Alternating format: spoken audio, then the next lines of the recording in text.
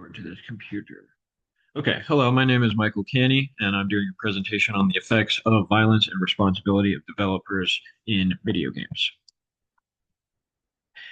So to begin with my thesis, video game violence poses both benefits and drawbacks generated by the developers, but ultimately the good outweighs the bad. So I'll begin with the bad.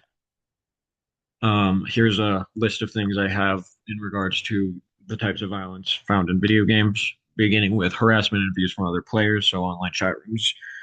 This isn't created by the developers, but it can be found in any video game space. Desensitization to violence, negative impacts on the youth, muddying moral accountability, negative effects on mood and emotional responses, normalization of horrific behavior and events, imitation of witness violence, increased aggression, and reduced empathy. So I want to highlight two parts of that list in particular, starting with the harassment and abuse found from other players online. In a study that the University of California did, they found that over 30% of adolescents reported being a victim of online abuse. And most adolescents were bystanders to hate-based harassment.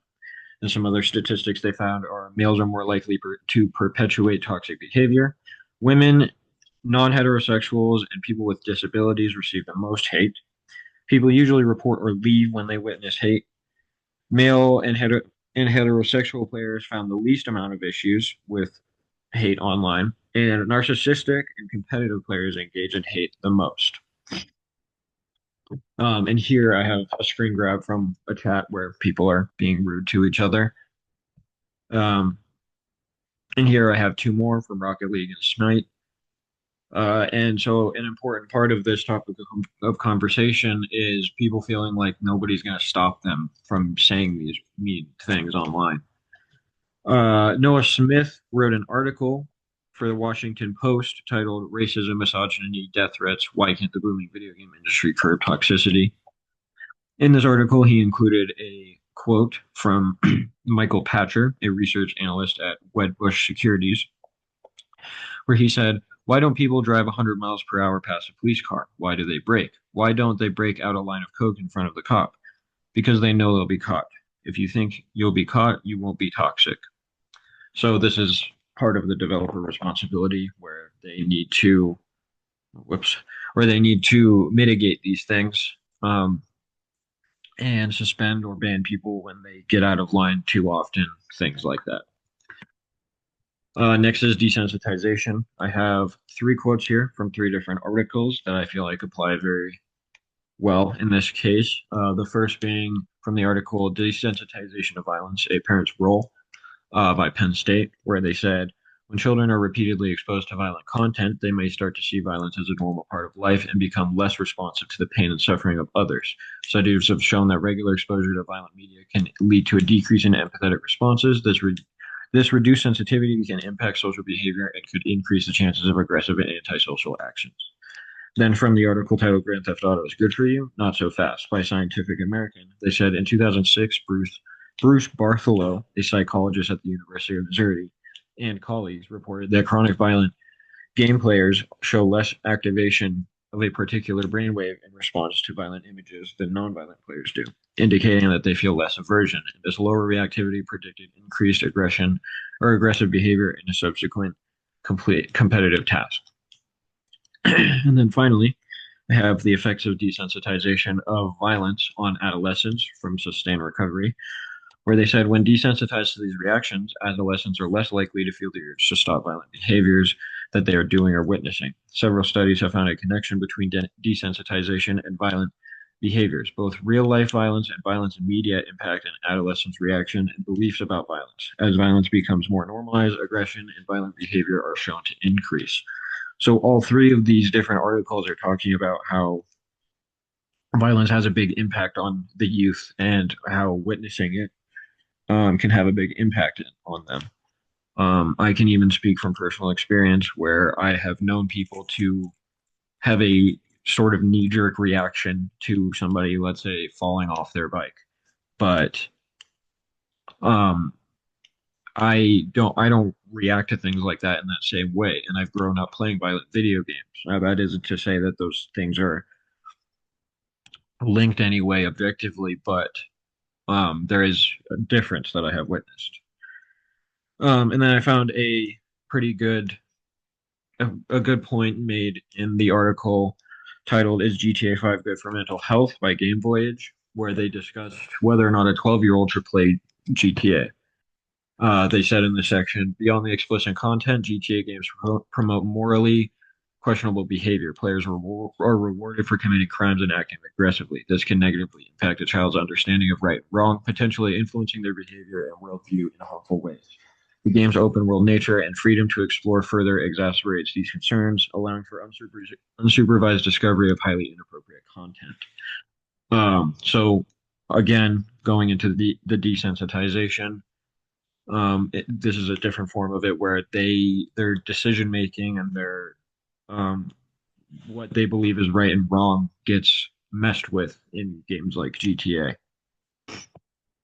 So I here have a screen grab from the article titled from the article titled "Social Media Futures: How to Reconcile Anonymity, Abuse, and Identity Online" from the Institute of Global Change, where they kind of illustrated a way for identification to be provided to verify accounts, and this can be important for online accounts as a aspect that developers can include, where they can prevent young children from buying adult-rated games online, since pretty much all games are bought online now, and there's no cashier to stop a child from buying a violent video game.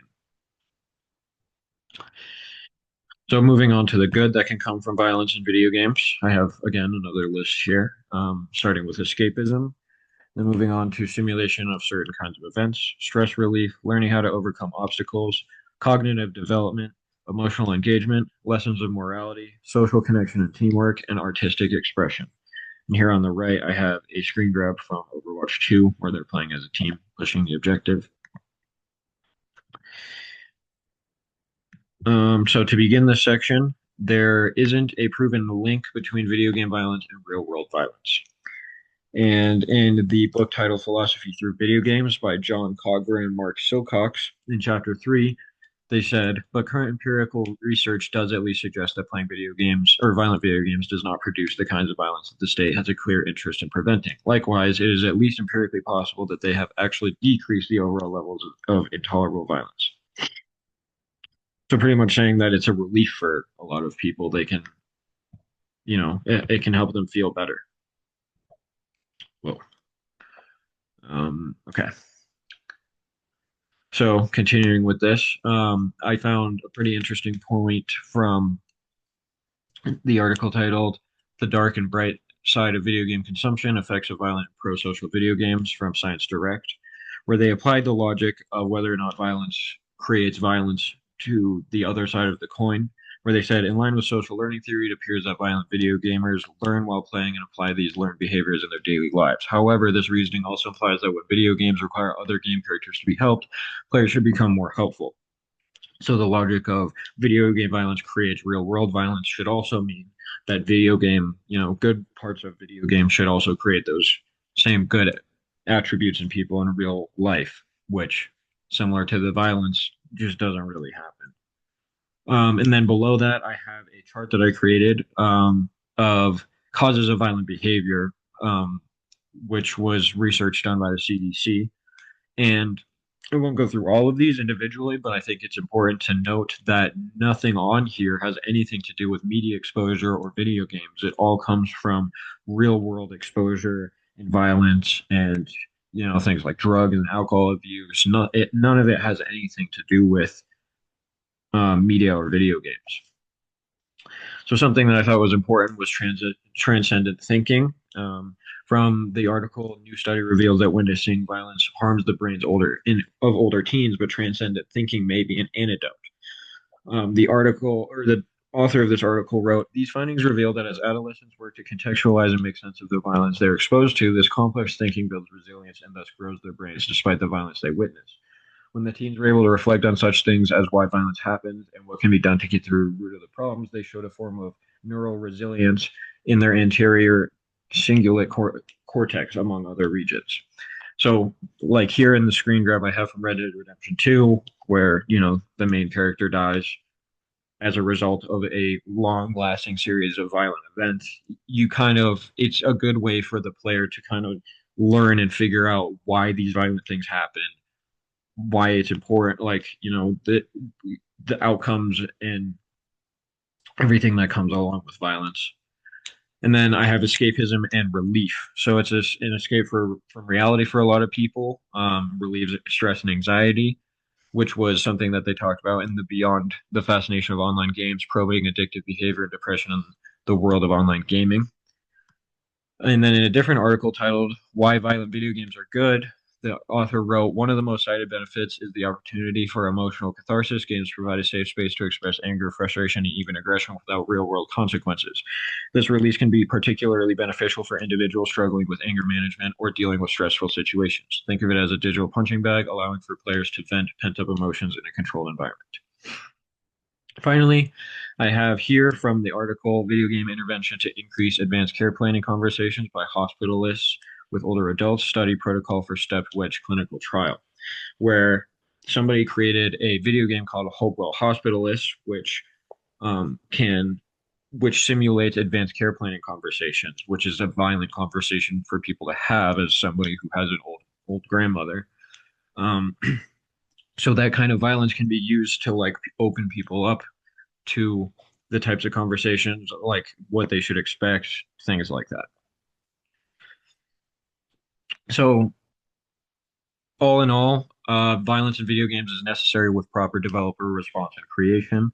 It can have negative effects, but there's no proof that it actually causes any actual violence outside of the games. And there's a lot of important things that come from it, like I was just discussing with the advanced care planning video game, or stress relief, escapism, transcendent thinking, learning right and wrong, things like that. Um, and yeah, these are my works cited, and that is it. Thank you.